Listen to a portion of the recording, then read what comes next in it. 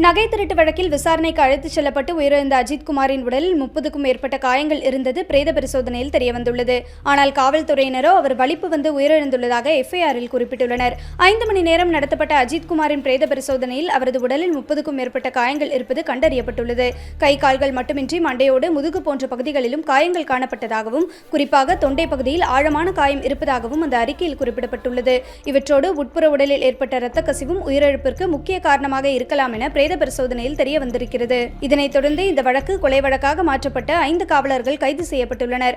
ஆனால் காவல்துறையினரின் எஃப்ஐஆரில் திருட்டு குறித்து விசாரிக்கும் போது அஜித்குமார் குற்றத்தை ஒப்புக்கொண்டதாகவும், நகையை பதுக்கி வைத்திருக்கும் இடத்தை காட்டுவதாக அழைத்துச் சென்ற அவர் அங்கிருந்து தப்பி ஓட முயன்றபோது கீழே விழுந்தார் எனவும் குறிப்பிடப்பட்டுள்ளது.